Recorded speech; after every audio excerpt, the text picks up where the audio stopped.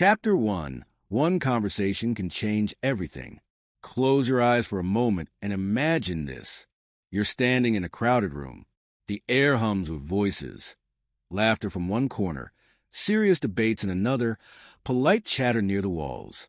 Some people are confident, gesturing with ease as others lean in to listen. Some look nervous, clutching their drinks, hoping not to be noticed. And then, without warning, a microphone is placed in your hand. "It's your turn," someone says. The spotlight feels like 1,000 suns. Every face seems to turn toward you at once. Your heart pounds in your chest, your palms sweat, and that strange knot forms in your stomach. A question flashes in your mind. What do I say? Almost everyone knows this moment. Maybe it wasn't a microphone. Maybe it was a job interview, a classroom, a family gathering, or even a date. That same knot, that same hesitation, that same fear being judged, misunderstood, or dismissed. And yet, hidden within that uncomfortable moment is one of the greatest truths of human life. Everything you want, your next opportunity, your next breakthrough, your next connection, may be only one conversation away. The cost of silence. Let's be honest. How many chances have you and I lost simply because we didn't dare to speak? The interview where we had ideas but stayed quiet. The meeting where we thought of a solution but didn't want to risk sounding wrong. The moment we want to tell someone how much they mattered but swallowed the words instead. Think back to one of those moments. Can you feel the sting of regret? That tiny whisper in your head saying, "If only I had spoken up." The tragedy of silence isn't just the opportunities we lose. It's also the power we give away. Every time fear wins, every time doubt convinces us to stay quiet, we shrink our own potential. But here's the liberating truth. You don't need to be perfect to be powerful when you speak. You don't need the biggest vocabulary, the smoothest delivery, or the sharpest wit. What you need is authenticity. The courage to let your truth come out, unpolished if necessary, but real. The myth of perfection. Many people think that impactful speaking belongs only to politicians, actors, or CEOs, people who seem born to be eloquent. But that's a myth. Impactful speaking isn't about sounding like an expert every time you open your mouth. It's about making your voice matter. Think about the last time someone said something to you that stuck. Maybe it wasn't fancy or elegant. Maybe it wasn't even grammatically perfect. But it hit home. Why? Because it was real. It carried truth. Now think about the opposite. A sarcastic remark, a cruel comment, a careless criticism. Do you remember how it made you feel? Of course you do. Words mark us. They can heal or they can wound. They can open doors or they can slam them shut. So when you hesitate to speak because you fear imperfection, remember this. People don't connect with flawless performances. They connect with humanity. They connect with the courage to be genuine. Words as seeds. Words like seeds. Every time you speak, you plant something. Hope, encouragement, clarity, connection, or sometimes doubt, bitterness, and division. The thing is, most of us don't even realize what we're planting. We just scatter words carelessly, not stopping to think about their lasting effect. But what if we became intentional? What if we realized that each conversation is a chance to grow something meaningful? Imagine the impact if your words consistently left people a little more hopeful, a little more inspired, a little more understood. That's not about being poetic. It's about being deliberate. Communication versus talking. Here's another truth that nobody told us growing up. We're taught how to talk, but rarely how to communicate. As children, we learn grammar, spelling, sentence structure. We learn how to form words. But few of us were taught how to use words. No one explained that our voices could comfort someone who was hurting. No one said our silence could make another person feel invisible. No one taught us that communication is less about words and more about connection. So what happens? We grow up knowing how to talk, but not knowing how to reach people. And then we wonder why conversations feel shallow, why arguments escalate, why opportunities slip through our fingers. The difference is huge. Talking fills the air. Communication builds bridges. The fear behind the silence. What really keeps us quiet? It's not always lack of ideas. Often, it's the fear of judgment. What if I don't sound smart? What if they laugh? What if I get it wrong? This fear of rejection makes us mute. But here's the irony. People don't connect with perfection. They connect with truth. They connect with honesty. They connect with vulnerability. When you share your real thoughts, even with trembling hands and a shaky voice, you invite others to do the same. And that's where connection happens. The power of authenticity. There's a saying, authenticity outshines perfection every time. Think about it. Who would you rather listen to? The polished speaker reciting lines that sound impressive but hollow, or the person who speaks from the heart, imperfectly but sincerely? In a world full of noise, authenticity cuts through. It stands out. It grabs attention not because it's flawless, but because it's rare. The next time you fear speaking up, remind yourself, your truth matters more than your polish. The silent choice. We're often told silence is golden, but silence isn't always wise. Sometimes silence is complicity. Sometimes silence is fear in disguise. And sometimes silence is simply a lost opportunity.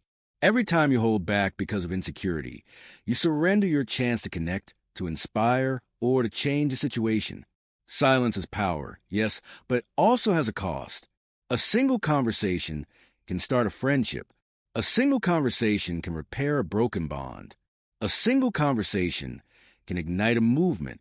And yes, a single conversation can transform your own life, your unique voice. Here's something worth remembering.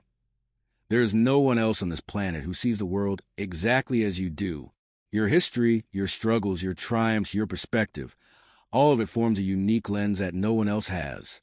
That means your words carry a value that cannot be duplicated. When you stay silent, the world loses something only you could have contributed. So instead of seeing your voice as just another opinion, start seeing it as a gift, one that only you can give. The first decision. Speaking with impact doesn't begin with techniques. It begins with a decision. The decision to take your voice seriously. The decision to believe that what you say can matter. The decision to choose courage over silence. You don't need to wait until you're ready. You don't need another course, another certificate, another perfect plan. You need this single step to value your voice enough to use it. A challenge for you. Think about this.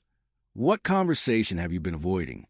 Is it with your boss, your partner, your parent, your friend, or maybe yourself?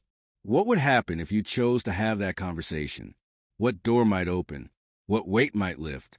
What new possibility might begin? Everything you desire could be closer than you think. Not years away, not dependent on luck, but one brave conversation away. The invitation. This is where your journey begins. Not with flawless speeches or rehearsed scripts, but with the courage to open your mouth and let truth come out. This book is not just about speaking.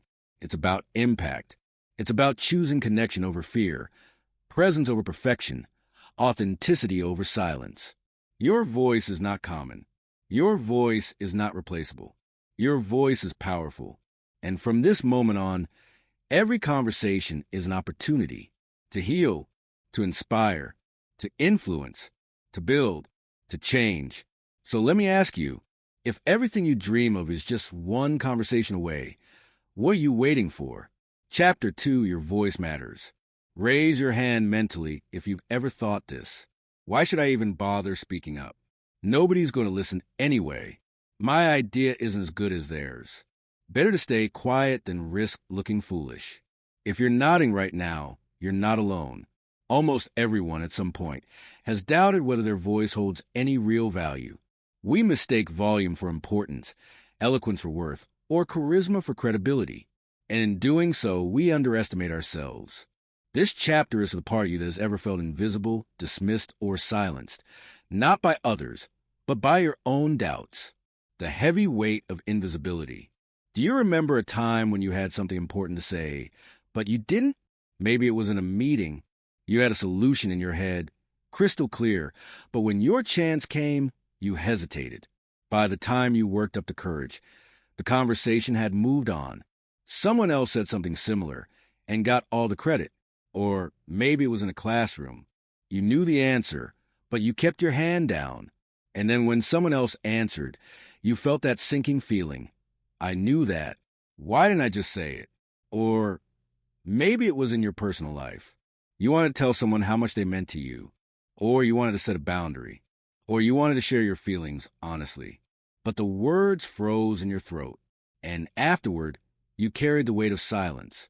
Moments like these might feel small in isolation, but they add up.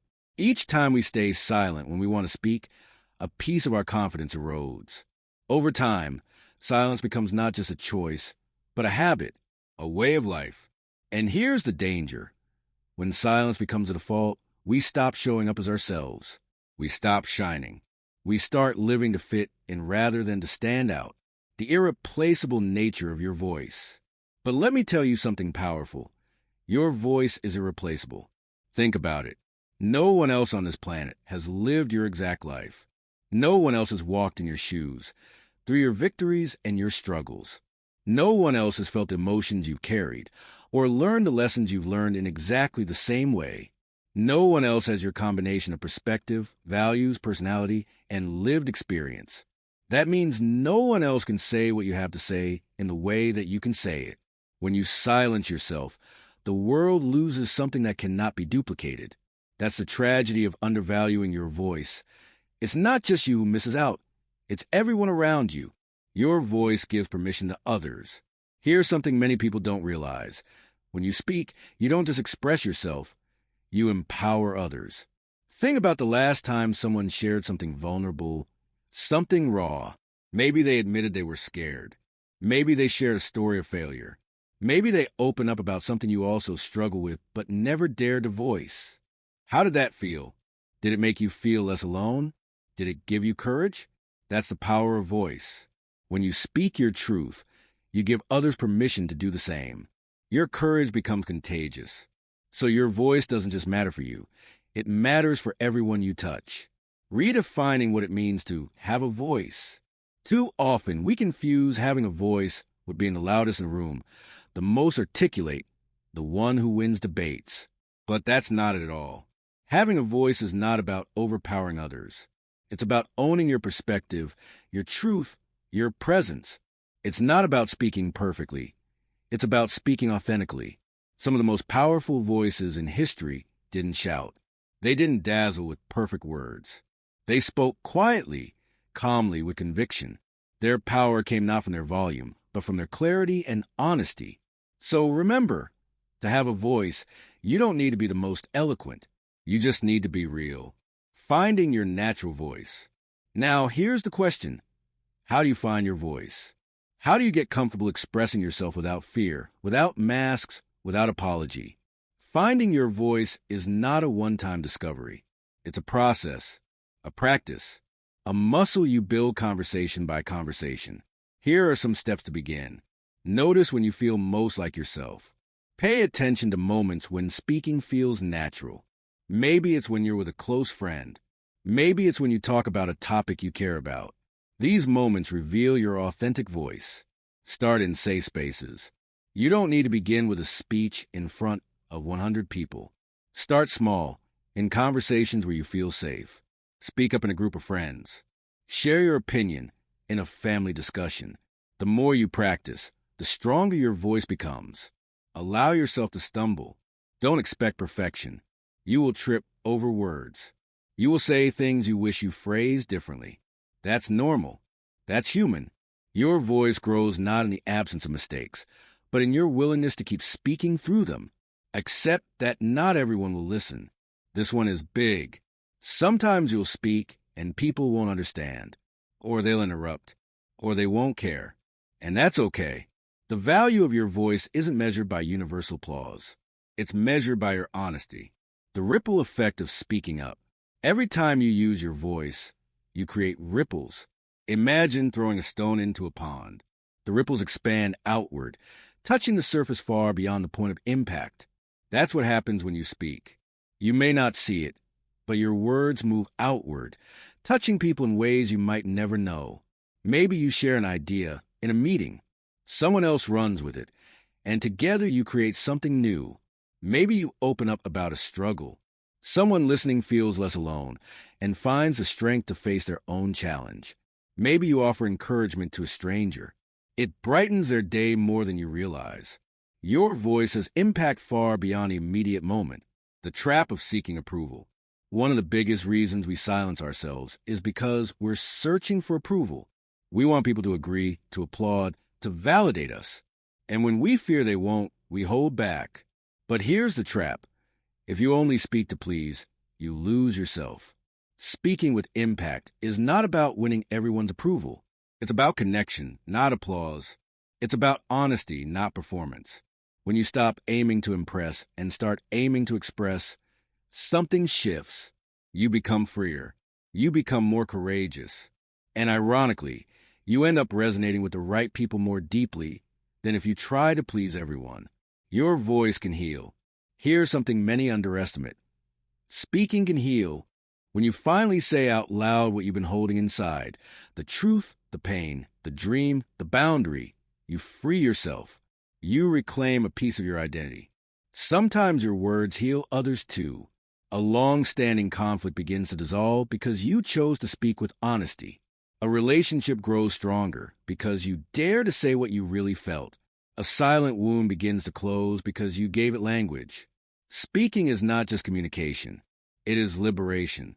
Practical exercises to strengthen your voice. Let's make this concrete. Here are a few simple practices you can try to begin valuing and strengthening your voice. The daily voice journal. Each day, write down one thing you wish you had said but didn't. Then write how you would express it if you could go back. This builds awareness of where you silence yourself and how you'd like to change it. Speak aloud to yourself. It may sound silly, but reading your thoughts or reflections out loud trains your mouth to carry your mind's truth. It gets you comfortable hearing your own voice without judgment. Micro moments of speaking up.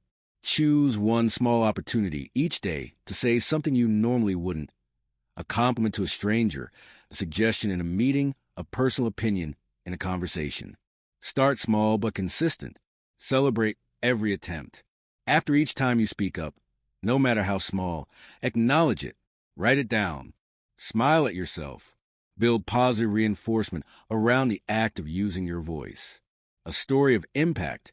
Let me share a simple story. There was once a young woman named Elena who was painfully shy. She rarely spoke in class, convinced that her ideas weren't worth hearing. One day, her professor asked for input on a topic. Nobody raised their hand. After a long silence, Elena finally whispered an answer. Her voice shook. Her words stumbled. She was sure she sounded ridiculous. But afterward, another student came up to her and said, "Thank you. I was thinking the same thing, but I was too afraid to say it. Hearing you speak gave me courage." That moment changed Elena. She realized her voice wasn't just for herself. It had the power to unlock others too. And so does yours. The world needs your voice. Let's be crystal clear. The world doesn't need more voices that all sound the same. It doesn't need more people hiding behind masks of perfection. It doesn't need more silence. What the world needs is your voice, unpolished, authentic, real. Your voice can challenge injustice. Your voice can spark ideas. Your voice can comfort someone who feels invisible. Your voice can inspire courage in others, even if your voice shakes, even if you're nervous, even if you don't have all the right words. Because here's the truth. Your story, your perspective, your presence, they are enough. The invitation. So let me leave you with this thought. Every day, you are faced with dozens of chances to either speak or stay silent. Each choice shapes not just your conversations, but your confidence, your relationships, your opportunities, your life. The next time doubt whispers, "Why bother? Nobody will listen." Remember this chapter. Remember that your voice matters, not because it's perfect, but because it's yours. And if you're still unsure, let me remind you of something simple and undeniable. Silence never inspires. Silence never connects. Silence never changes the world. But your voice can. So, my friend, the question is no longer does my voice matter? The real question is, am I willing to use it? Chapter 3. Listening is your secret weapon. There's a quiet truth about communication that almost nobody talks about.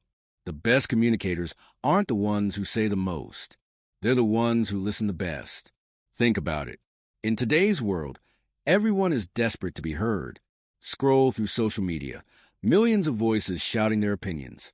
Sit in a meeting, half the people are waiting for their turn to talk, not to actually listen.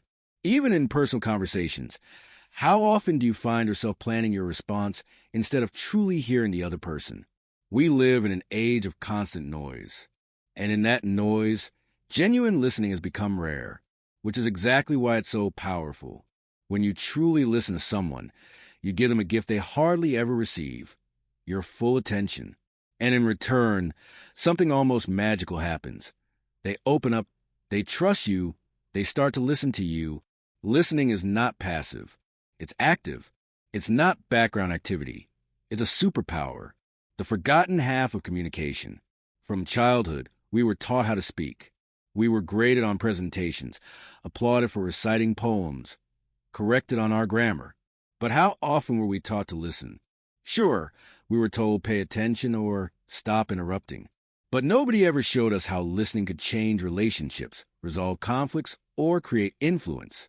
As a result, most of us grew up thinking that communication is about how well we talk. But the truth is, talking is only half the equation. Without listening, there is no connection. The rare feeling of being heard.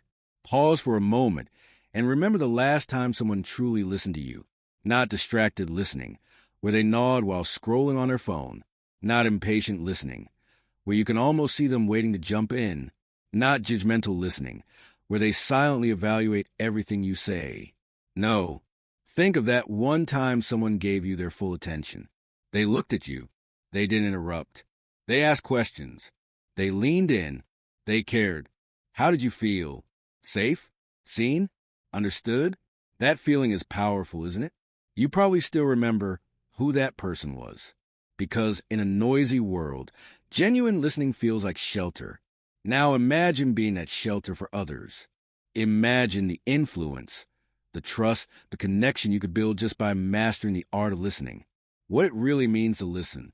Listening is not simply hearing words. Listening is entering the world of the other person. It means putting aside your own mental chatter, the rehearsed replies, the judgments, the impatience, and stepping fully into their perspective. It's paying attention not only to what they say, but how they say it. Their tone of voice, the pauses between their words, the expressions on their face, the way their body shifts when the subject touches a nerve.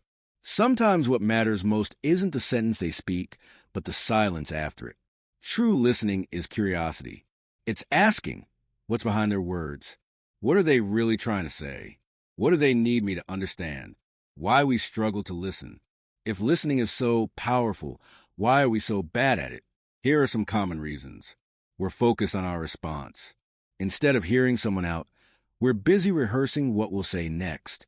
We miss half the message because we're inside our own head. We judge too quickly. The moment we hear something we disagree with, our mind shuts down. We stop listening and start preparing our counterattack. We're distracted. Phones buzz. Notifications pop up. Our to-do list screams at us. We're physically present but mentally elsewhere. We assume we already know. We cut people off because we think we've heard it before. But in doing so, we might miss something important or new. We crave being heard more than hearing. We enter conversations like competitions. Whose voice matters more, yours or mine? And in that battle, listening dies. The humility of listening. To listen well requires humility. It means admitting your perspective matters too. Your story has value. I don't know everything, and I can learn from you. That humility doesn't make you weak. It makes you magnetic. People gravitate toward those who make them feel understood. Influence doesn't come from dominating conversations. It comes from creating connection. And connection begins with listening. Listening as leadership. Think about the leaders you respect most. Are they the ones who always talk the loudest? Or are they the ones who gave space for others to speak, who made people feel heard? Real leadership is not about imposing authority. It's about creating trust. And trust grows not when you prove how much you know, but when you show how much you care. Listening is leadership in its quietest, most powerful form. The strategic advantage of listening. Listening isn't just kind, it's smart. When you listen well, you gather information others miss. You hear not only the facts, but the emotions beneath them. You understand needs, motivations, fears, and hopes. That gives you an advantage in every area of life. In business, it helps you design solutions that actually matter to clients. In relationships, it helps you resolve conflicts before they explode. In negotiations, it helps you find common ground faster. In everyday life, it helps you avoid misunderstandings and deepen bonds. Listening is not wasting time. It's investing in insight, practical steps to become a better listener. So how do you train yourself to listen deeply? Here are some concrete practices. Remove distractions. When someone speaks to you, put your phone down. Close the laptop. Turn off the TV. Give your body language as proof. You matter more than my screen. Ask deepening questions. Instead of just saying, "Oh, that's nice," ask, "How did that make you feel? What was the hardest part? What would help right now?" Questions like these show that you're engaged and invite the other person to open up more. Resist the urge to interrupt. Let them finish, even if you're excited, even if you disagree, even if you already know what they're going to say. Let them finish. Reflect and validate. After they speak, paraphrase what you understood. So you're saying you felt ignored during that meeting, right? I can see why that would frustrate you. That makes sense. Validation doesn't mean you agree. It means you respect their experience. Be comfortable with silence. Don't rush to fill every pause. Sometimes people need a moment to gather their thoughts. When you give them that space, they'll often reveal more than they plan to. The paradox: the more you listen, the more you're heard. Here's the irony. The people who listen best are the ones others most want to listen to. Why? Because when people feel heard, they naturally become more open to hearing you. Listening creates reciprocity. It earns you attention without you having to demand it. So if you want to be a more powerful communicator, start not with your words, but with your ears. What you're listening reveals about you. The way you listen tells others more about you than your words do. If you interrupt constantly, people see impatience. If you look away or check your phone, people feel unimportant. If you dismiss their feelings, they sense arrogance. But if you lean in, maintain eye contact, and reflect their emotions, you reveal empathy, presence, and care. Listening is a mirror. It shows your character without you saying a word. Listening as love. At its deepest level, listening is an act of love. To listen is to say, "I see you. I hear you. You matter enough for me to give you my full attention." Sometimes, people don't need advice. They don't need solutions. They don't even need answers. They just need someone willing to hold space for them. Someone willing to hear their truth without judgment. And when you offer that, you give one of the greatest gifts a human can give to another. A story, the manager who listened. Consider this story. A young employee named Marcus was struggling at work. His performance was slipping. His manager, Sarah, could have lectured him, rid him up, or even considered replacing him. But instead, she invited him into her office and said, "Talk to me. What's going on?" At first, Marcus hesitated. But Sarah just sat quietly, nodding, waiting. Eventually, Marcus opened up. He admitted he was caring for his sick mother at home and barely sleeping at night. Sarah listened without interrupting, without rushing to solve. When he finished, she simply said, "Thank you for trusting me. Let's find a way to support you through this."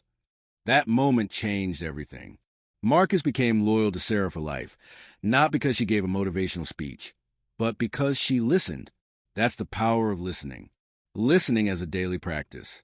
Listening is not something you master once. It's a discipline, a daily practice. Every conversation is a chance to train. Next time a friend shares a story, resist the urge to jump in with your own. Just stay with their story. Next time you disagree, don't cut them off. Ask, "Can you tell me more about how you see it?" Next time you're tempted to multitask, stop. Give the person your full presence. It's in these small, everyday moments that your listening muscle grows. The gift you can offer. So here's the invitation. Be the rare person who truly listens. Be the person who puts down the phone, who doesn't rush, who asks deeper questions, who reflects, validates, and stays present. When you do, You'll find that people begin to trust you more, respect you more, confide in you more. Your relationships will deepen. Your influence will expand. And your words, when you finally speak, will carry 10 times the weight. Because in a world obsessed with talking, the one who listens becomes unforgettable. Final reflection. Listening is not a soft skill. It is a core skill. It is empathy in action, leadership in silence, influence without force. The best way to make your voice heard is to first hear the voices of others. So the next time you enter a conversation, don't ask, how can I make them listen to me? Instead ask, how can I listen to them so deeply that they feel safe, valued, and understood? Because when someone feels truly heard, they don't just remember your ears. They remember your heart. Chapter 4. Less is more. Have you ever been stuck in a conversation that felt endless? The other person kept talking and talking, piling on detail after detail, circling back, repeating themselves. And while you were still physically present, your mind had already drifted away. Maybe you started mentally making a grocery list. Maybe you began rehearsing what you'd say when you finally got a chance to escape. Outwardly, you nodded and smiled, but inwardly you were pleading. When will this end? Now here's the uncomfortable follow-up question. Have you ever been the one doing the talking? It's okay, we all have. Most of us fall into the trap at some point.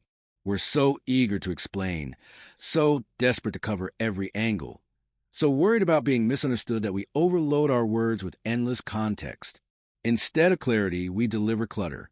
Instead of impact, we deliver noise. And here's the paradox. The more we talk, the less people hear. The illusion of more words.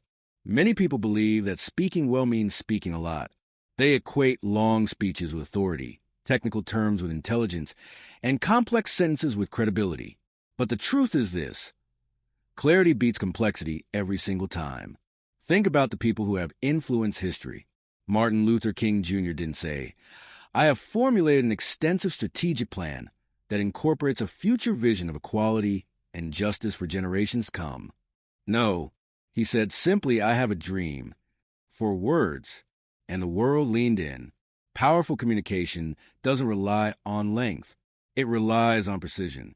Why we talk too much. Let's unpack why so many of us overload our speech.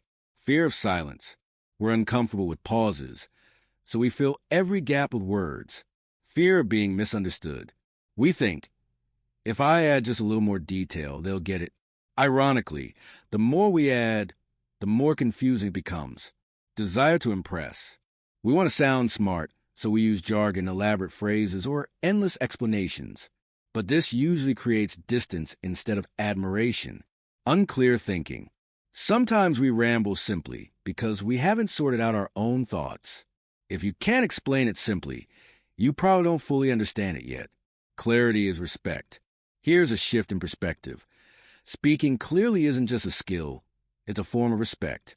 When you ramble, when you bury your point under mountains of words, you're not only wasting your listener's time, you're signaling that you didn't value enough to organize your thoughts. But when you deliver your message with clarity, short, direct, meaningful, you communicate something deeper. I respect your attention. I won't waste it. That builds trust. That builds authority. That builds impact. The power of pauses. Part of speaking, less is learning to pause more. We often believe silence makes us look insecure. In reality, silence makes us look confident. A pause shows you're in control, not rushing. It gives your words room to breathe. Think about music. What makes a melody beautiful is not just the notes, but the spaces between them. Communication works the same way. Without pauses, words blur together into noise. With pauses, words take shape and stick. So don't fear silence. Master it. A story, The Executive and the Elevator. There's a classic story told in business circles about an ambitious employee who once stepped into an elevator with the CEO. Knowing it only a short ride to make an impression, he launched into a long-winded explanation of his project. The CEO listened politely, but by the time the elevator doors opened, the employee had barely reached the main point. The CEO smiled, said, "Thank you," and walked away. Later, a mentor told the employee, If you can't explain your idea in the time it takes to ride an elevator, you don't yet own your idea. That's where the term elevator pitch comes from. It's not just about selling, it's about clarity. If your message can't survive brevity, it can't survive at all. Simple is not equal to shallow. Some people resist simplicity because they think it makes them sound basic. They worry, if I don't use big words, people won't take me seriously. But simplicity is not shallowness. In fact, simplicity is the ultimate sophistication. Consider these words: love, freedom, justice, hope. Each is only a single word, but entire revolutions have been fueled by them. The most profound truths of human existence rarely need long explanations. How to train concise communication. So, how do you develop the habit of saying less, but meaning more? Here are some strategies. Identify the core message. Before you speak, ask yourself, what's the one thing I want them to remember? Once you know it, center your words around it. Use short sentences. Cut out the fluff. Avoid stacking multiple clauses into one confusing line. The clearer the sentence, the easier it is to follow. Avoid over-explaining. Trust your listener. If something is obvious, don't repeat it 3 times. Let them connect the dots. Rehearse brevity. Take something you want to say, a story, an idea, an opinion, and practice expressing it in under 30 seconds. This exercise sharpens your focus. Embrace silence. When you've said enough, stop. Don't dilute a strong point with extra filler. Let your words stand. The impact of fewer words. Consider these famous short lines. Yes, we can. Never again. I am the master of my fate. Time is money. None is longer than a handful of words. Yet they carry weight that span generations. The measure of great communication isn't the number of words. It's the depth of resonance, the listener's experience. Put yourself in the listener's shoes. Imagine sitting through a rambling monologue filled with tangents, technical jargon, and endless backstory. By the end, you feel drained and frustrated. Now imagine listening to someone who speaks clearly, directly, with purpose. They pause at the right moments. They get to the point. They leave space for you to reflect. How do you feel then? Probably respected, engaged, energized. That's the difference less makes. A personal exercise. Here's a challenge you can try today. Think of something important you need to tell someone. Maybe an apology, a compliment, a request, or an idea. Now try to condense it into one sentence of no more than 10 words. For example, instead of, I just want to let you know that I was really touched by what you did for me last week because I've been going through a lot and it meant more than you probably realize. Say, what you did last week meant the world to me. Instead of, I know this may not be the best idea and I might not have all the details figured out yet, but I think if we adjusted our process slightly, maybe it could help us save some time. Say, if we adjust this process, we'll save time. See the difference? One is clutter. The other is clear. Why less builds confidence. Speaking less can also make you more confident. Here's why. You sound certain. Long explanations often signal uncertainty. Concise words signal conviction. You stay in control. Rambling gives away power. Brevity shows discipline. You reduce mistakes. The more you talk, the more likely you are to say something you'll regret. The fewer words, the sharper they land. A story, the mentor's lesson.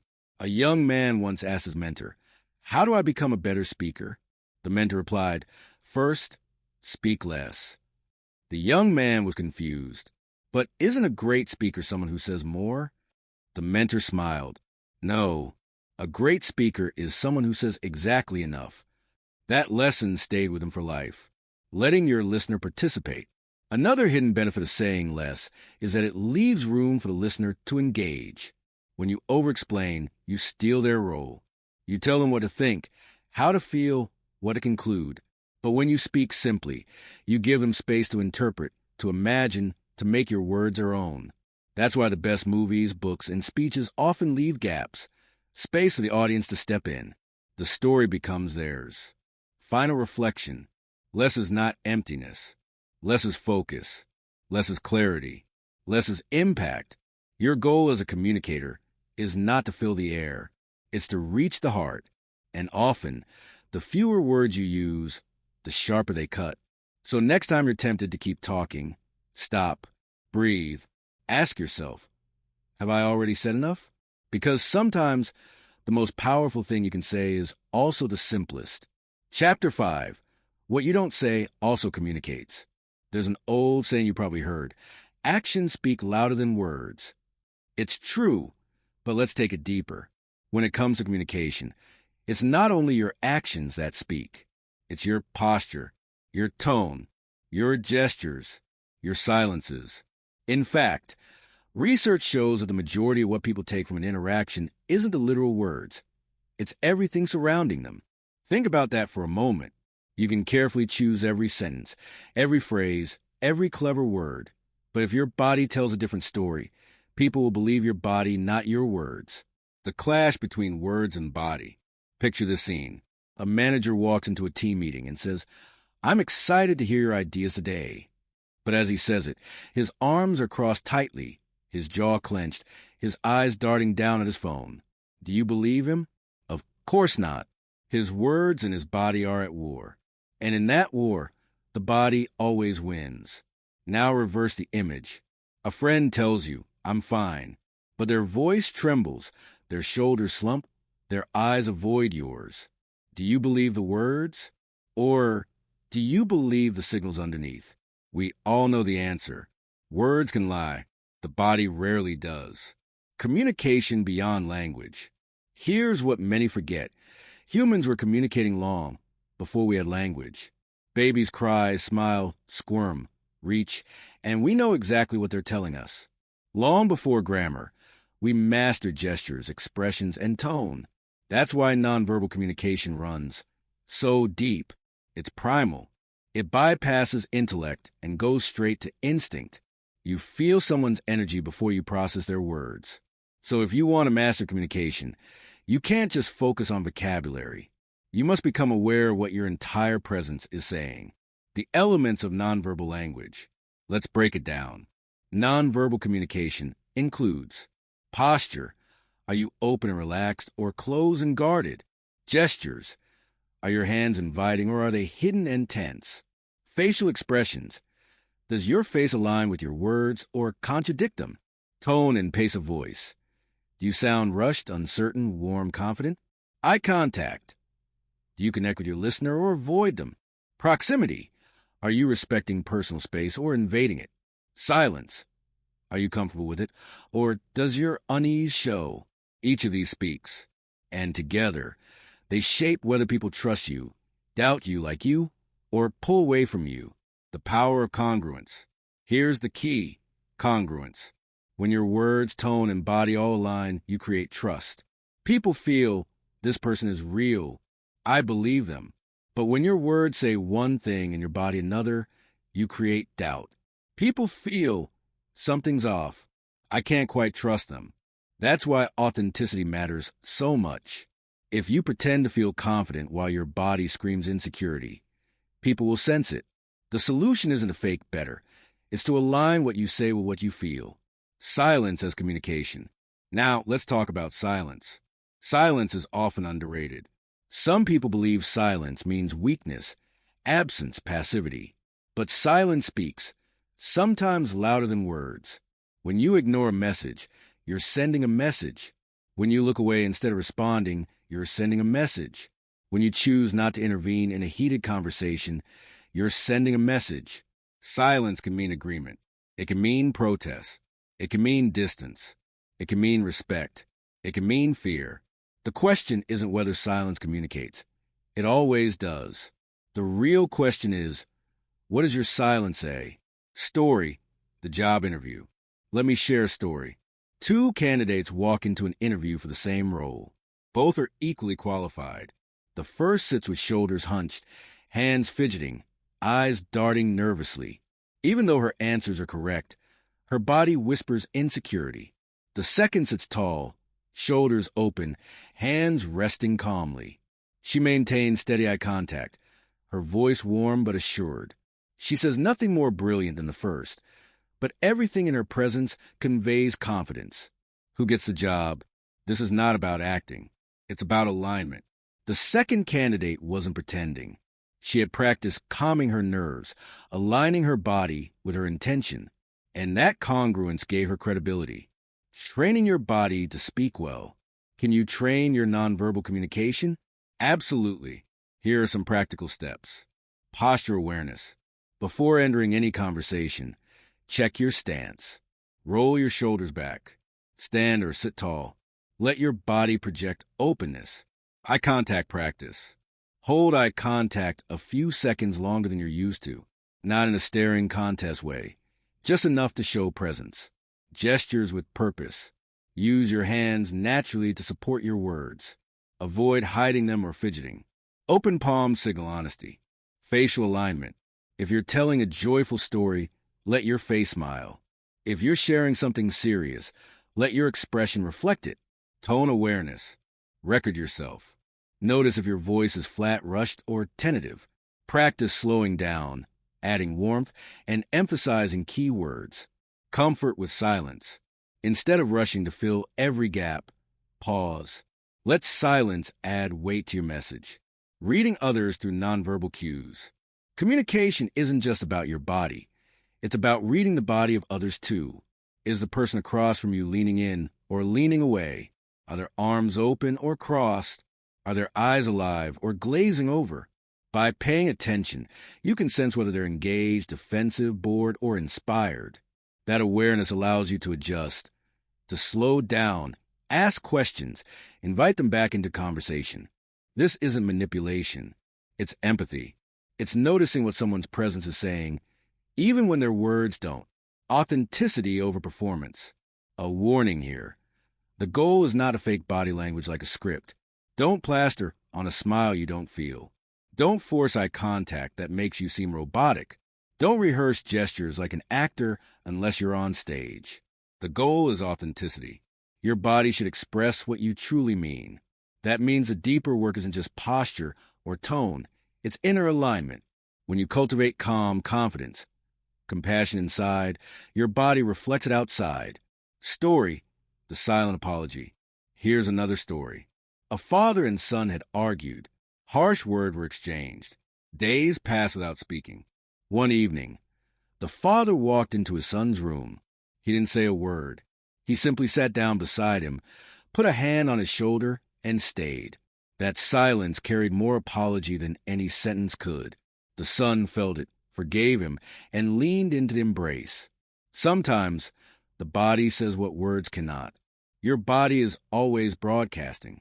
Remember this. Whether you're aware of it or not, your body is always communicating. When you walk into a room, people read you instantly. Your energy, your confidence, your openness, your mood. Before you speak a single word, they already feel something about you. So the question is, are you communicating intentionally or accidentally? Final reflection. Communication is not just about the words you choose. It's about the presence you carry. It's about the story your body tells, the message your silence sends, the congruence between your inner state and your outer expression. So as you move forward, don't just ask, what am I saying? Ask, what am I showing? What am I radiating? What is my silence saying for me? Because in the end, people may forget your exact words, but they will always remember how your presence made them feel. Chapter 6, Speaking with Confidence. There is one quality that can completely transform the way you communicate. It's not vocabulary. It's not charisma. It's not even the perfect structure of your sentences. That quality is confidence. When someone speaks with confidence, you lean in. You trust them. You feel drawn to their energy. But when someone speaks with hesitation, self-doubt, or insecurity, no matter how good their ideas are, they don't land with the same impact. Here's the beautiful truth. Confidence is not reserved for a lucky few. It's not something you either have or don't. Confidence is a muscle, one that can be trained, strengthened, and grown with practice. The myth of perfect confidence. Let's clear up one of the biggest myths about confidence. We tend to imagine confident speakers as flawless. The person who strides onto a stage, voice steady, eyes shining, every word perfectly placed. No nerves, no mistakes, no cracks. And because we imagine that image, we think, I could never be confident. I get nervous. My voice shakes. I forget what to say. I mess up. But here's the reality. Confidence does not mean perfection. Confidence means you trust yourself enough to keep going even when things aren't perfect. It means you can speak with conviction even while feeling fear.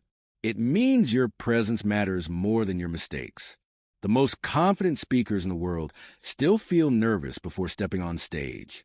The difference is they don't let the nerves silence them. They walk with the nerves. They speak through the fear. Confidence is not the absence of fear. Confidence is a decision to speak anyway. Why we lose confidence. So, why do so many of us struggle with confidence when speaking? Fear of judgment. We imagine people rolling their eyes, laughing at us, whispering to each other. Who does this person think they are? Fear of mistakes. We dread forgetting a line, saying the wrong word, or stumbling. We believe one slip will ruin everything. Comparison. We look at others who seem polished and think, they're better than me. I'll never sound like that. Past experiences. Maybe we were mocked in school. Maybe someone told us we weren't good speakers. Those old wounds echo into the present. But here's the liberating truth. None of those fears define your voice. They are shadows from the past, illusions of the mind. They can be acknowledged, but they do not have to control you. Confidence is presence, not performance. Most people think of confidence as a performance. Projecting power, showing no weakness, dazzling the audience. But true confidence is much simpler. It's presence. It's being here now, grounded, focused not on yourself, but on the message you want to share and the people you want to reach. When you shift your focus from how do I look to how can I serve, something remarkable happens. The fear begins to fade because it's no longer about you. It's about them. Confidence grows when your purpose is bigger than your ego. Building confidence like a muscle. Imagine you wanted to strengthen your physical body. You wouldn't expect to lift heavy weights on your first day at the gym. You'd start small. You'd repeat the movements. Over time, the muscle grows. Confidence works the same way. Each time you speak, you're lifting a weight. Every conversation is a rep. Every attempt is training. Here's how to train that muscle. Start with small wins. Speak up in low-stakes situations, with friends, in casual conversations, during small meetings. Each time you do, you collect proof that you can speak. Celebrate progress, not perfection. After you speak, don't obsess over what went wrong. Instead, note what went right. Did you share your idea? Did you survive? Did you make one person nod? That's progress. Gradually increase the challenge. Just like adding more weight at the gym, push yourself into slightly bigger arenas. Speaking in larger groups, presenting in meetings, sharing your thoughts publicly. Repeat, repeat, repeat. Confidence grows with exposure. The more you do it, the less scary it becomes. The role of the body. Your body can create confidence, even when your mind isn't there yet. Research has shown that posture and breathing directly influence your emotions. Stand tall, shoulders open, feet grounded, and your brain begins to register safety.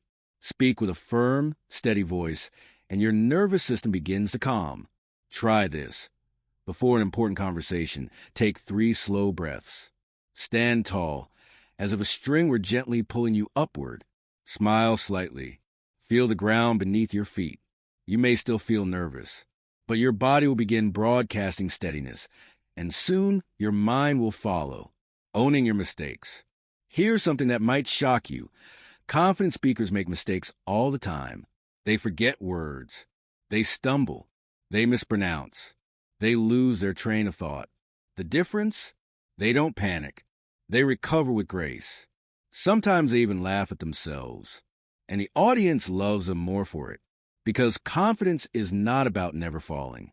It's about how you rise. So the next time you slip, instead of spiraling into shame, simply acknowledge it. Oops, let me rephrase that. Smile. Continue. That honesty makes you relatable, and relatability makes you magnetic. Vulnerability as strength. We often think that to be confident, we must hide our vulnerability. But the opposite is true. Vulnerability and confidence are partners. Some of the most moving, powerful speakers are the ones who admit their fears openly. I'm nervous to be here, but this matters too much not to share. That kind of statement doesn't make people respect you less. It makes them respect you more. Because it's real. Because it takes courage to be human on stage. Confidence is not a hard mask. It's a soft strength. The strength to show up as you are. The confidence formula. Let's make this practical. Think of confidence as a simple formula. Preparation plus purpose plus practice equals presence. Preparation gives you clarity. You know your material well enough that you're not clinging to a script. Purpose reminds you why you're speaking. It shifts your focus from yourself to your audience. Practice builds a muscle through repetition. Put these together, and you create presence, the ability to show up steady, authentic, and connected. Story, the shaking hands. A young woman named Maya was asked to give a short speech at her company's annual event. She had never spoken in front of more than 5 people before. The night before, she barely slept. The morning of, her hands trembled. When she stepped onto the stage, her voice cracked on the first sentence. For a moment, she considered running. But then she remembered her purpose. She wasn't speaking to impress. She was speaking to thank her team and share their achievements. She took a breath, placed her trembling hands on the podium, and kept going. Her voice steadied. The audience leaned in. By the end, they were applauding not because she was perfect, but because she was brave, real, and clear. Afterward, one colleague told her, "I saw your hands shake, and it made me admire you even more, because you spoke anyway." That is confidence. Practical exercises to grow confidence. Voice practice. Read a passage out loud daily. Focus on slowing down, emphasizing keywords, and breathing between sentences. Mirror rehearsal. Practice speaking in front of a mirror. Notice your posture, gestures, and facial expressions. Adjust until your body aligns with your message. Record yourself. Record short voice memos or videos. Watch them back. Instead of criticizing harshly, look for progress. Notice one thing to improve each time. Power pauses. Train yourself to pause instead of rushing. Practice saying one sentence, then pausing for 2 seconds before the next. It creates calm authority. Affirm your purpose. Before speaking, repeat, "This is not about me. This is about what I can give." Confidence in everyday life. Remember, speaking with confidence isn't just for stages or boardrooms. It's for daily life. Telling your partner what you need. Asking a question in class. Proposing an idea in a meeting. Introducing yourself to someone new. Every one of these is a chance to flex your confidence muscle. Final reflection. Confidence is not perfection. It's not performance. It's presence. It's standing in your truth, speaking from your purpose, trusting that your voice deserves to be heard, even if it shakes. So the next time fear whispers, "What if you fail?" answer with this: "What if I succeed? What if my words reach someone who needed them? What if my courage sparks courage in another?" Because that's what confident speaking really is. Not showing the world you're flawless. Showing the world you're willing. And willingness, my friend, is more powerful than perfection. Chapter 7, The Power of the Pause. Imagine sitting in an audience. The speaker in front of you is talking quickly, words tumbling over one another like a waterfall. There's no breathing space, no rhythm, no break. After a few minutes, your mind starts to wander. You're hearing the words, but not absorbing them. Now, picture a different speaker. She delivers a powerful sentence, and then she stops. Silence. You lean in. You wait. The room grows still. Then, with calm confidence, she continues. And suddenly, every word feels heavier. That's the difference a pause makes. Pauses are not empty. They are full of anticipation, full of weight, full of presence. If words are the notes of communication, then pauses are the music between them. Why we fear silence. Most people are terrified of silence when they speak. It feels like failure. It feels like forgetting. It feels like weakness. We think, if I stop, people will lose interest. If I pause, they'll think I don't know what I'm doing. If I leave silence, it will feel awkward. So we rush. We fill every space with words. We stuff our sentences with fillers. Like, Basically, we speed up so fast we barely breathe.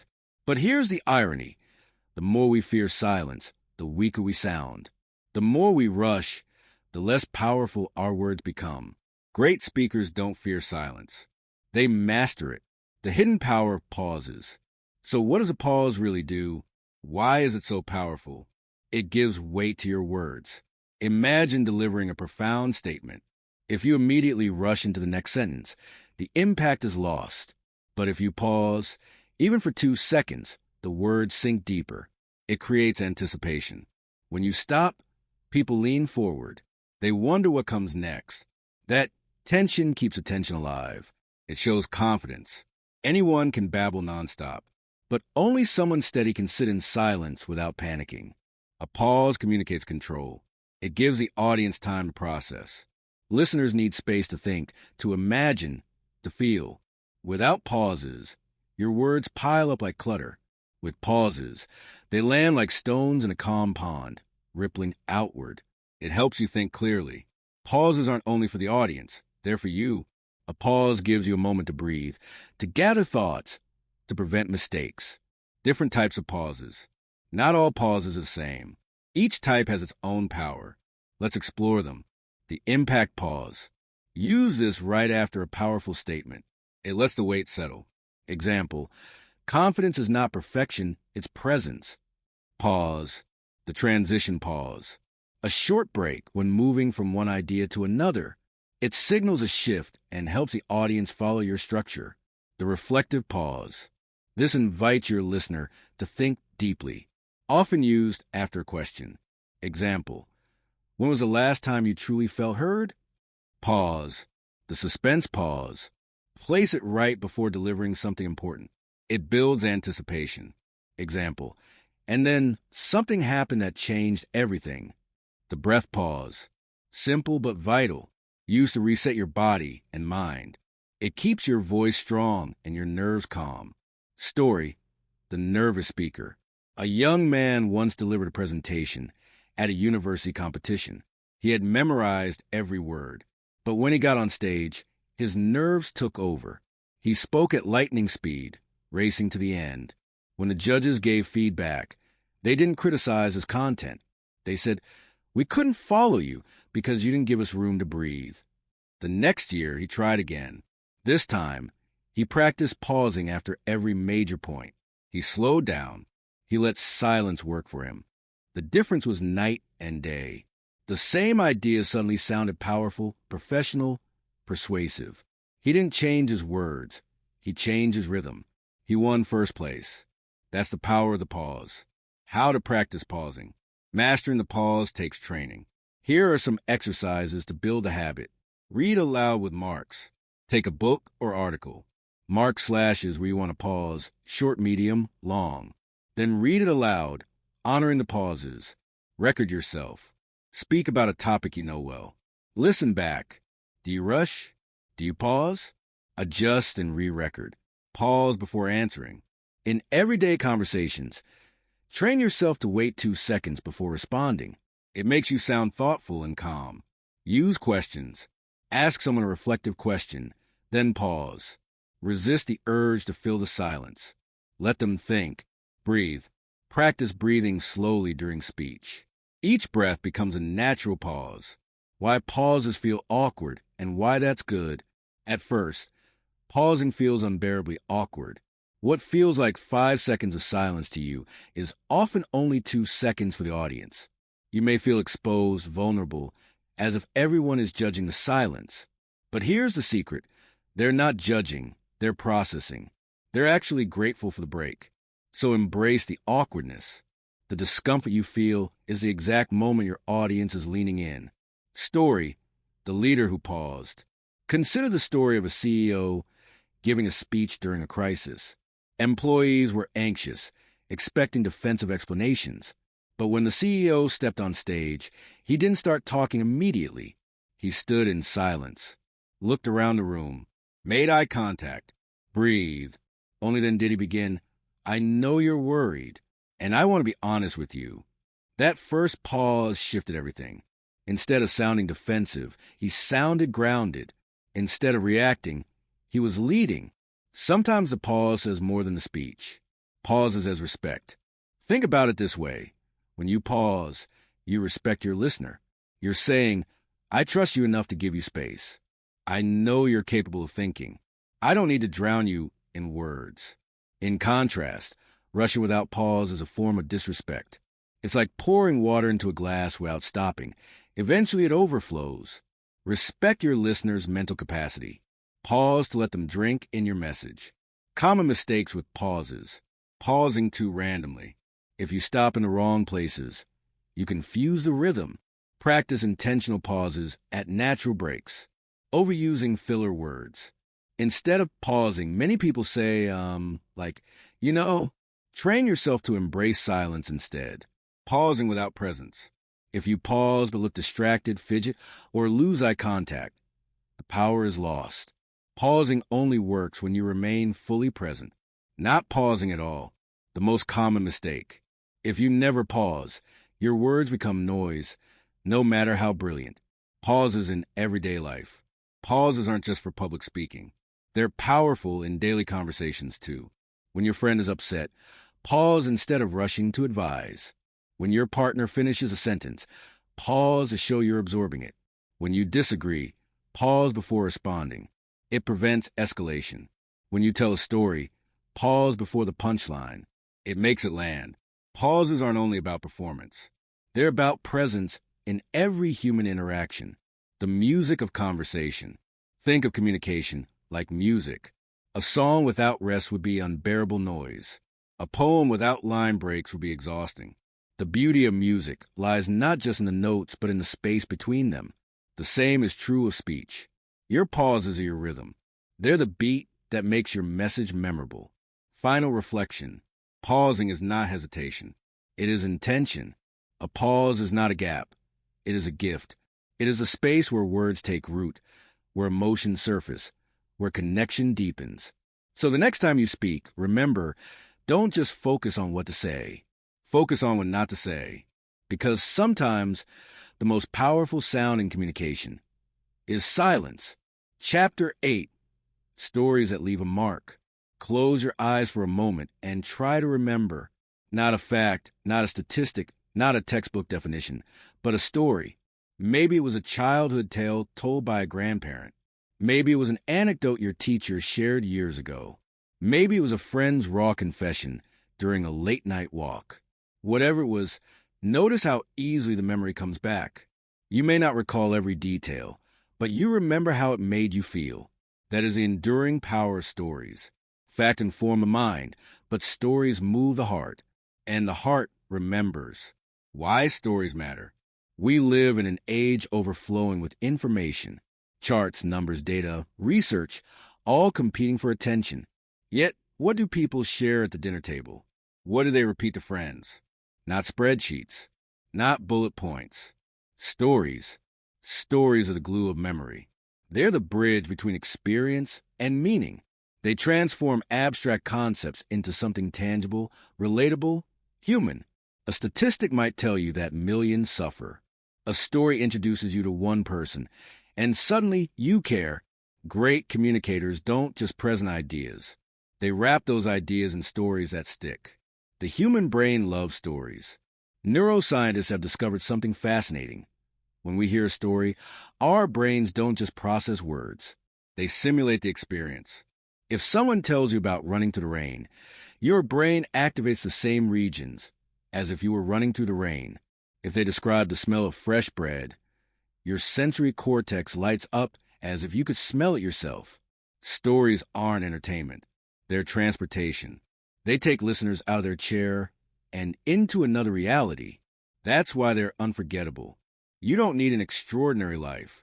Now, you might be thinking, but I don't have amazing stories. I've never climbed Everest or survived a plane crash. Here's the truth. You don't need extraordinary experiences to tell extraordinary stories. The most powerful stories often come from ordinary life, the small moments that carry big meaning. A conversation with a stranger that shifted your perspective, a mistake you made and what it taught you, a moment of kindness that changed your day. The story doesn't need fireworks. It needs humanity. What makes a story stick? There are certain ingredients that turn a simple anecdote into a lasting story. Authenticity. Don't try to impress. Tell it as it happened, with honesty and vulnerability. People connect to real, not polished. Emotion. Every memorable story makes you feel something. Joy, fear, sadness, hope, awe. Without emotion, it's just a report. Change. A story without transformation is just a diary entry. A good story has a before and an after. Something shifts. Relatability. Even if your listener hasn't lived the same situation, they must be able to feel the underlying emotion. Fear of failing, longing for love, pride, and achievement. The classic story arc. Almost every great story follows a simple structure, whether in movies, novels, or speeches. The setup. Introduce the situation, the characters, the normal world. The conflict. Something goes wrong. A challenge, a problem, a turning point. The struggle. The journey of facing the challenge, with tension, obstacles, or doubt. The resolution. The outcome. What changed? What was learned? The meaning. The reflection. Why does this matter? What's the takeaway? You don't need to overcomplicate it. This arc is simple, natural, and powerful. Storytelling in action. Let me give you an example. Imagine I'm explaining the importance of speaking up. I could just say, if you don't share your ideas, opportunities may pass you by. That's fine, but it won't stick. Now, imagine I share the story instead. When I was in college, I had an idea during a group project. I kept it to myself because I was afraid it wasn't good enough. A week later, someone else suggested the same thing, and everyone loved it. That day, I realized I hadn't lost an idea. I had lost a chance to be seen. Which version will you remember tomorrow? The story, always a story. Vulnerability, the secret ingredient. We admire people for their strengths, but we connect with them through their struggles. If you want your story to truly touch others, don't just share the triumph. Share the doubts, the failures, the fears. When you reveal your humanity, listeners see themselves in you, and suddenly your story becomes their story. Stories as mirrors. Every story is both a window and a mirror. A window, it lets listeners peek into your experience. A mirror, it reflects something they felt in their own life. That's why people nod, smile, or even cry during stories. They're not just listening to you, they're remembering themselves. Practical tips for better storytelling. Start with a hook. Don't over-explain at the beginning. Jump right into the scene. The first time I spoke in public, my knees shook so hard I thought I'd fall over. Use sensory details. Describe what you saw, heard, smelled, or felt. Make it vivid. Keep it simple. Don't overload with irrelevant details. Focus on the core journey. Add dialogue. Quoting what someone said brings the story alive. End with meaning. Always tie the story back to the larger point or lesson. Story, the teacher and the note. A teacher once asked her students to write anonymous notes of appreciation to each other. One boy received a note that said, "You make class brighter just by being here." Years later, the teacher learned that the boy had been going through a dark time. That single sentence had helped him hold on. It wasn't a grand tale of victory. It was a small, simple story, but it carried meaning that lasted a lifetime. How stories inspire action. Information can persuade, but stories inspire. Think about social movements, civil rights, human rights, environmental change. Behind every statistic, the stories of individuals were what stir hearts and sparked action. People don't fight for numbers. They fight for stories. So if you want to motivate, don't just present data. Tell the story behind the data. Overcoming storytelling fears. Many people avoid storytelling because they think, I'm not a good storyteller. My stories aren't interesting. I'll bore people. But here's the truth. Everyone is a storyteller. Humans have been telling stories around fires for thousands of years. It's in our DNA. The more you practice, the better you'll get. And remember, your story doesn't have to entertain everyone. It just has to reach the right person. Everyday storytelling. You don't need a stage to use stories. You can weave them into daily life. In a job interview, instead of saying I'm hardworking, Tell a short story that shows it.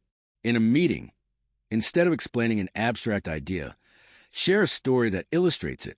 With friends, instead of saying, I care about you, tell a story of a moment they impacted you. Stories are not only for speeches. They are the language of connection everywhere. A simple exercise. Try this. Tonight, write down one small story from your day. Something that made you smile or taught you something or challenged you. Then ask yourself, what's the meaning behind this? What's the lesson? Share it with someone tomorrow. Congratulations, you've just practiced storytelling. Final reflection. Stories are not decoration. They are transformation. When you share your story, you're not just entertaining. You're healing. You're teaching. You're inspiring. You're reminding someone else that they're not alone. So don't underestimate your stories. Don't hoard them. Don't silence them. They carry more power than you realize. Because in the end, people may forget your facts, your arguments, your numbers, but they will remember your story and how it made them feel. And that memory, that feeling, that's what leaves a mark. Chapter 9, How to Handle Difficult Conversations. We all know the feeling. That knot in the stomach, that racing heartbeat, that heavy weight of words you want to say, but don't know how. Maybe it's telling a colleague they cross a line. Maybe it's admitting a mistake to your boss. Maybe it's asking a loved one for something you've been too scared to ask. Maybe it's setting boundaries with someone who constantly drains you. These are the conversations we avoid, the ones we replay in our heads 100 times, the ones we keep postponing because they feel too risky, too uncomfortable, too raw. But here's the paradox. The conversations we avoid are often the ones we most need to have. Why difficult conversations matter. Silence does not erase tension. Avoidance does not heal wounds. What we refuse to face doesn't disappear. It festers. Think about it. A small frustration left unspoken becomes resentment. A misunderstanding ignored grows into distance. An apology never voiced turns into regret. Difficult conversations are the crossroads where relationships either fracture or deepen. They are uncomfortable, yes, but there are also opportunities to repair, to clarify, to connect on a more honest level. If you want stronger relationships at work, at home, with friends, you must learn to face these conversations with courage. Why we avoid them. Let's be honest about why we dodge them. Fear of conflict. What if the other person explodes, argues, or shuts down? Fear of rejection. What if they don't accept what I say? What if they walk away? Fear of hurting. What if I wound them? What if I make things worse? Fear of vulnerability. What if I expose too much of myself? These fears are real, but they're not fatal. With the right approach, you can have hard conversations without destroying relationships. In fact, you can strengthen them. The mindset shift. Here's the first key. Change your goal. Too often we enter difficult conversations wanting to win, to prove we're right, to defend our side, to change the other person. But if your goal is to win, you've already lost, because the other person will sense the attack and raise their walls. The real goal is not winning. It's understanding. It's creating space for honesty, for listening, for finding common ground. When you shift your mindset from how do I defeat them to how do we move forward together, the entire energy changes. Prepare before you speak. Never walk blindly into a difficult conversation. Preparation is your ally. Ask yourself, what do I truly want? Not just to vent or to be right. What is the outcome I hope for?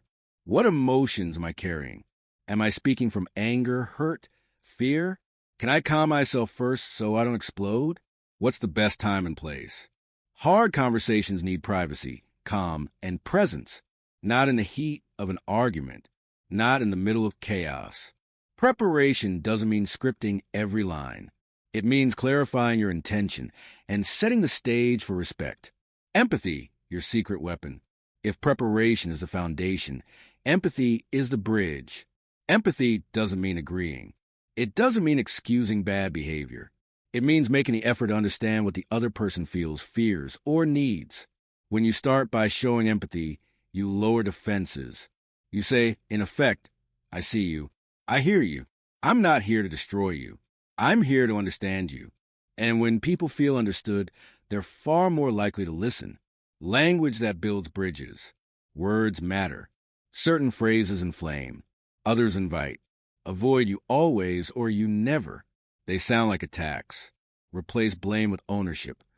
When this happened, I felt instead of you made me feel, use curiosity. Help me understand what you were thinking when, offer needs instead of accusations.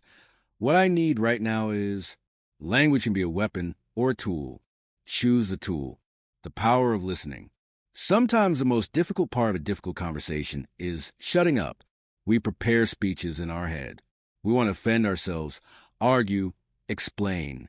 But the truth is, listening is often more healing than speaking. When you let someone pour out their side without interruption, you give them a gift, validation. And once they feel heard, they are more open to hearing you. So in a hard conversation, remind yourself, I don't have to fill every silence. I don't have to counter every point. My job is to understand first. Story, Anna and Sophia. Anna had grown increasingly frustrated with her colleague Sophia, who often interrupted her in meetings and claimed ideas as her own. Anna stewed silently for weeks until the resentment made collaboration unbearable. Finally, Anna decided to talk. She prepared herself, calmed down, and chose her words carefully. Instead of accusing, she said, Sophia, I really value our teamwork, but lately I felt overlooked. When my ideas aren't acknowledged, it frustrates me. Can we find a way to make sure both our contributions are recognized? Sophia was taken aback. She admitted she hadn't realized how her behavior was affecting Anna. She apologized. From then on, she made a conscious effort to give credit. The conversation wasn't easy, but it changed everything. Not because Anna attacked, but because she approached with clarity and empathy. When emotions flare, even with preparation and empathy, emotions can erupt. The other person may yell, cry, or shut down. Here's the rule. Don't match their fire. If they escalate, and you escalate too, the conversation becomes a battlefield. Instead, ground yourself. Breathe. Lower your voice. Sometimes say, I think we're both too upset right now. Let's pause and continue later. Emotional regulation is not weakness. It's leadership when agreement isn't possible. Some conversations won't end in full agreement. That's okay. Maybe you and your partner see a problem differently. Maybe you and a coworker have clashing styles. The goal isn't always to merge into perfect harmony. Sometimes the goal is simply, I understand you. You understand me. We can coexist with respect. Understanding is progress, even without agreement. Practical steps for difficult conversations. Choose the right moment. Don't start when either of you is rushed, tired, or reactive. Start with intention. Begin by affirming the relationship. I care about this partnership, which is why I want to talk. Use I statements. Share your feelings without accusing. I felt hurt when... Pause often. Give space for both sides to breathe. Listen actively. Reflect back what you hear. So you're saying that. Seek common ground. Ask, what solution could work for both of us? Know your limit. If the conversation turns toxic, it's okay to say, let's continue when we can both speak respectfully. Difficult conversations in different arenas. At work, feedback, conflict, negotiations. The key is professionalism, respect, and clarity. In families, boundaries, values, past hurts. Here, empathy and patience are vital. With friends, honesty about hurt, mismatched expectations. Vulnerability is your ally. With yourself. Yes, even internally, admitting truths you've avoided, forgiving mistakes, setting new standards. Every arena requires courage. The gift hidden in conflict. It's tempting to see difficult conversations as landmines to tiptoe around, but they can be gifts. They push us to grow, to clarify what we value, to practice honesty, to deepen intimacy. A relationship without hard conversations is a shallow relationship. True connection requires the courage to face discomfort. Final reflection. Think of the conversation you've been avoiding, the one that keeps whispering in the back of your mind. Ask yourself, what might change if I had the courage to speak? What wound might heal? What relationship might strengthen? What burden might lift? Difficult conversations are not obstacles to connection. They are the doorway to it. So don't wait for the perfect moment. There isn't one. The perfect moment is the moment you decide that honesty matters more than comfort. Step into the discomfort. Breathe through the fear. Speak with clarity, empathy, and respect. Because the words you've been holding back may be the very words that set you free.